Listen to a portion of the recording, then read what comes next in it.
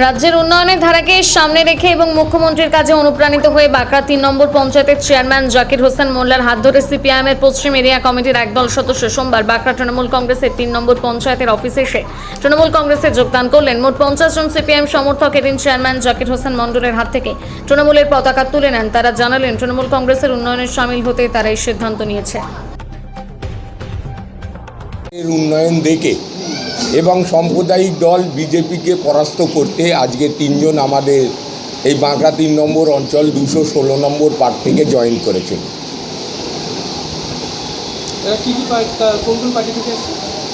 এরা 3 জনই সকলে সিপিআইএম পার্টি রাজনৈতিক দল থেকে এসেছেন।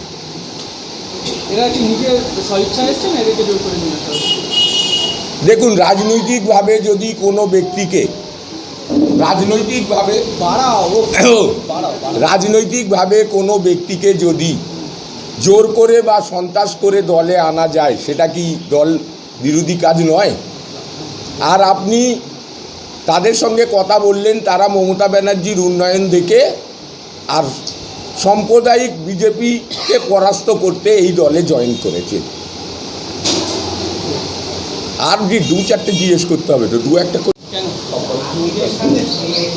দুটো কারণ। একটা হচ্ছে, প্রথমে বলি যে আজকের এই যোগদান পর্বের সভার সঞ্চালক তথা আমাদের বাঁকড়া 3 নম্বর অঞ্চল তৃণমূল কংগ্রেসের চেয়ারম্যান জাকির দা, উপস্থিত আমাদের পঞ্চায়েতের অন্যতম সদস্য কর্মঠ অরুণা, সারুদ্দিন চাচা সহ আমার এই তৃণমূল কংগ্রেসের নেতৃবৃন্দ এবং সমবেত যারা আমার শুভানুদায়ী আছে কর্মীবৃন্দ, তাদের সকলকে আমি আমার পক্ষ থেকে এবং আমার 2 সহযাত্রীর পক্ষ থেকে অভিনন্দন জানাচ্ছি। আমি প্রথমে বলতে চাইছি যে আমি আজকে যোগদান পর্ব মূলত 2টি কারণ। একটি কারণ হচ্ছে যে গোটা বাংলা জুড়ে যেভাবে একের পর এক সামাজিক প্রকল্পগুলো, স্বাস্থ্যসাথী, খাদ্যসাথী, তারপরে হচ্ছে আপনার কী বলে লক্ষ্মীর ভাণ্ডার ইত্যাদি, যেগুলো প্রান্তিক মানুষের কাছে যেভাবে আমাদের রাজ্যের মুখ্যমন্ত্রী শ্রদ্ধেয় মমতা বন্দ্যোপাধ্যায় পৌঁছে দিচ্ছেন এবং সেগুলোকে একদম নিচু স্তরে ইমপ্লিমেন্ট করার জন্য যেভাবে জাকিরদার নেতৃত্বে বাঁকড়া 3 নম্বর অঞ্চলে সাধারণ মানুষ উপভোক্তা যারা উপকৃত হচ্ছেন, সেই কাজে আমি অনুপ্রাণিত হই। আমি সেই কাজে অংশগ্রহণ করার জন্য, যাতে আমি একজন তৃণমূল কংগ্রেসের সাধারণ কর্মী হিসাবে, তৃণমূল কংগ্রেসের একজন সাধারণ শৃঙ্খলাপরায়ণ কর্মী হিসাবে পার্টির নির্দেশ মতো মানুষের কাছে সেটা পৌঁছে দেবো, এইটা উদ্দেশ্য। আরেকটা উদ্দেশ্য হচ্ছে যেন গোটা দেশ জুড়ে আমাদের যে হৃৎপিণ্ড, আমাদের যে সংবিধান, তা বারে বারে আক্রান্ত হচ্ছে এবং এই আক্রান্তের মূলে হচ্ছে আমাদের রাষ্ট্র সরকার, বিজেপি সরকার, এবং পশ্চিমবাংলায়ও তারা যেন তেন প্রকারে সাম্প্রতিক এসআইআর নিয়ে যেটা দেখেছেন, তার ভিত্তিতে এই পশ্চিমবাংলার একটা নির্বাচিত সরকারকে, একজন জননেত্রী যার নেতৃত্বে পশ্চিমবাংলা উন্নয়নের আলো এগিয়ে যাচ্ছে, তাকে শেষ করার উদ্দেশ্যে পশ্চিমবাংলায় সাম্প্রদায়িক বাতাবরণ তৈরির চেষ্টা করছে। আমি মনে করি এবং আমার এরাও মনে করে এবং গোটা ভারতবর্ষ মনে করে, গোটা পশ্চিমবাংলা মনে করে যে একমাত্র শক্তি আছে জননেত্রী মমতা বন্দ্যোপাধ্যায়। তার নেতৃত্বে গোটা পশ্চিমবাংলার না গোটা ভারতবর্ষে বিজেপিকে প্রতিরোধ করা সম্ভব হবে।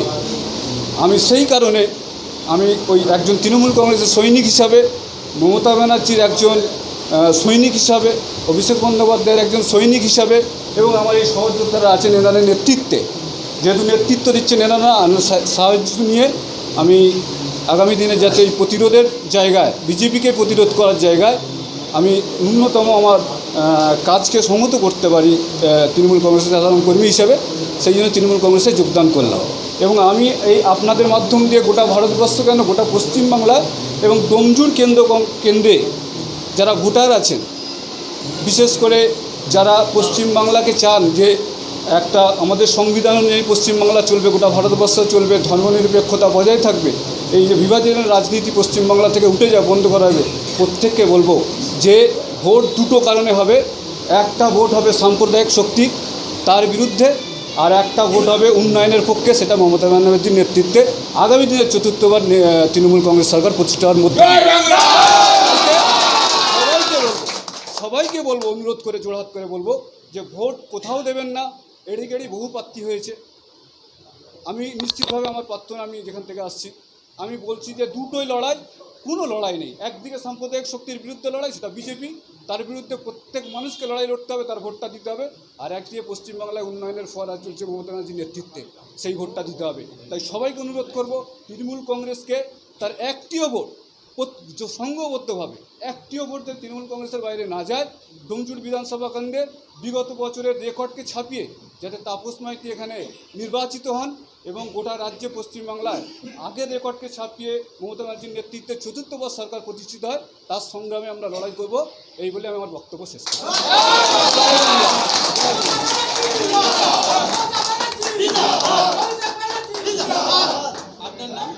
আমার নাম শামীম আক্তার সর্দার।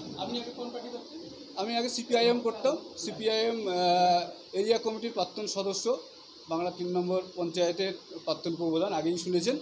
আমার সাথে ইনি আছেন, ইনি হচ্ছে সিপিআইএমের এই অঞ্চলের ব্রাঞ্চ সেক্রেটারি, শাখা সম্পাদক, উনি প্রাক্তন শাখা সম্পাদক, ইনিও একজন সমর্থক।